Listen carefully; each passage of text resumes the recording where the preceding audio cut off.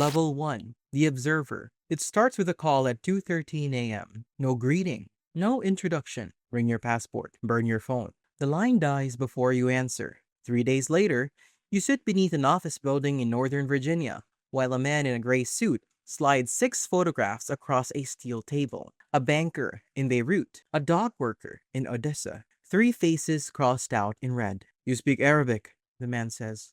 You lived overseas. You know how to disappear in crowds. That's the first lie they tell you. You don't disappear. You get cataloged. Your first job isn't espionage. It's observation. You spend 14 weeks in Istanbul under a fake name, watching a Russian attaché walk the same route every morning at 8:40. You photograph him from cafes, buses, rooftops. Never approach. Never improvise. Never ask why. The system rewards obedience over intelligence. A senior handler named Voss says it over warm vodka in a safe house kitchen. You're not here to think. You're here to reduce uncertainty. 3 months later, the attaché disappears. Your paycheck doubles. $8,700 wired through a consulting company that technically doesn't exist. That's when you stop asking questions. Because questions make people memorable, and memorable people vanish. Level 2. The Handler.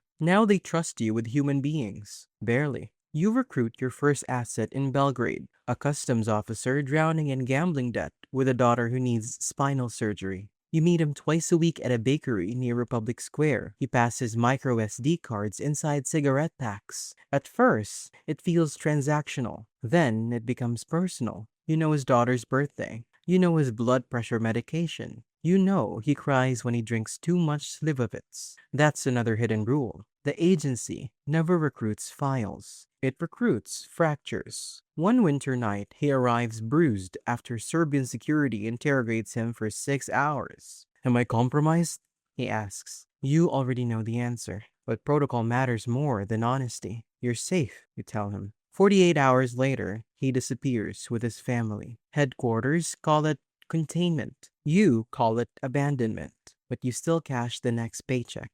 $14,200, tax-free. That's the moment the transformation begins. Not when you lie to him, when the guilt fades faster than you expected. Level 3. The Ghost Operator. You stop carrying your real passport. Your apartment in DC sits empty for 11 months while you move between Warsaw, Ankara, and Nairobi under 3 different identities. Now you conduct direct operations, dead drops, black bag entries, phone cloning. The jobs become physical. At 1:17 a.m. in Prague, you break into a biotech executive's hotel room while he sleeps beside a woman who isn't his wife. You copy his phone in under 6 minutes. Your pulse never rises. Training rewires you. You scan exits automatically. Notice hands before faces.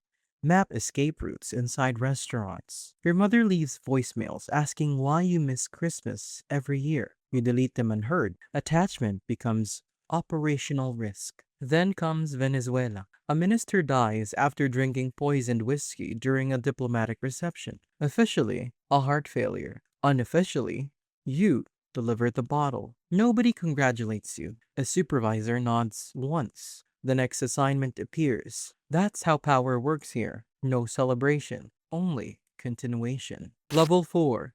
The Cleaner. The door locks behind you. Inside a black site outside Djibouti, a prisoner sits, zip-tied, beneath fluorescent lights. He coordinated missile shipments through Sudan. 42 Americans died because nobody stopped the route in time. The room smells like bleach and sweat. You tell yourself, this matters. That's how people survive this level. Not by becoming monsters, by becoming efficient historians of necessity. You supervise interrogations, coordinate renditions, authorize disappearances. Every action gets categorized with sterile language, enhanced pressure, soft extraction, terminal containment, words designed to protect sleep. You start drinking scotch instead of eating dinner. Your left hand shakes after operations, so you keep it hidden during meetings. But your reputation grows. Operators request you by name because you never hesitate. One younger recruit vomits after an interrogation goes too far.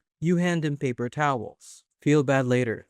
You tell him, finish first. 2 years ago, that sentence would have horrified you. Now it sounds practical. The realization scares you more than the violence. Level 5. The Insider. You finally enter the rooms where history gets rearranged. Secure conference chambers beneath Washington hotels, private airfields in Qatar, embassy basements where senators pretend not to recognize you. You no longer run missions, you build them. Proxy militias, election interference, economic sabotage. You move $60 million through shell companies in Cyprus to cripple a shipping network linked to Chinese intelligence. Within 18 months, 3 governments collapse. Publicly, nobody notices. That's the point. The higher you climb, the less visible your victories become. Young operators now wait for your approval before pulling triggers. And they do pull triggers. A drone strike in Yemen kills a target called Al Harith. It also kills 2 boys carrying water buckets nearby.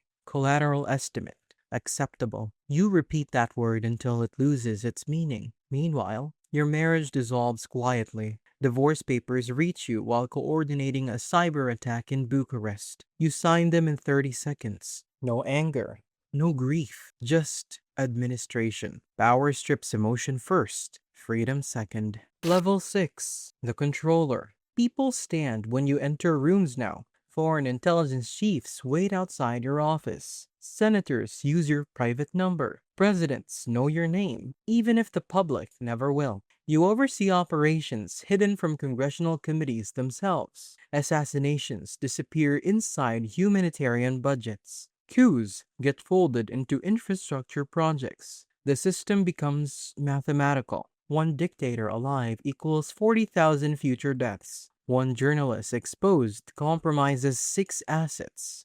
One sacrificed operative protects 3 networks. You stop seeing individuals. You see variables. That's the final stage before complete erosion. An operative gets captured in Belarus after a failed extraction. His wife calls your office repeatedly. You never return the calls. Because dead operators create fewer complications than rescued ones. The decision saves 3 active networks. You tell yourself that repeatedly. Still, you remember his face. That's the punishment at this level. Not guilt, memory. Level 7. The Power Broker. Governments stop controlling you. They start depending on you. Prime ministers owe you favors. Defense contractors owe you fortunes. Entire wars move through channels you built years earlier. The terrifying part isn't the power. It's how ordinary it feels. A secure tablet, a signature, one phone call at 4:40 a.m. Then somewhere across the planet, a convoy explodes. You rarely leave Virginia now.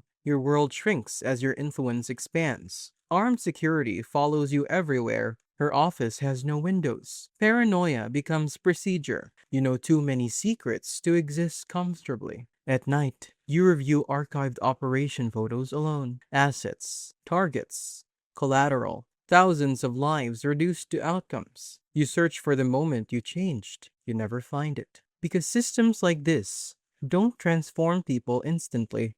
It happens through repetition, one compromise at a time. Level 8. The Shadow Director. The silence becomes permanent. No more fieldwork. No more adrenaline, only systems. You sit inside a secure compound in Maryland, while younger directors brief you on operations you designed 20 years earlier. Your fingerprints are everywhere. Coups, disappearances, executions. The machinery survives longer than morality ever does. You once believed power meant control. Now you understand power means maintenance. Every network requires feeding. Every secret requires burial. Every loyal subordinate eventually becomes a threat. You trust nobody completely, not even yourself. The agency doctor prescribes sleeping pills after your blood pressure spikes during an oversight hearing. You keep a pistol inside the desk drawer anyway. Habit survives reason. Sometimes you remember the customs officer in Belgrade, his bruised face, his trembling voice. You're safe, you told him. You still hear yourself saying it.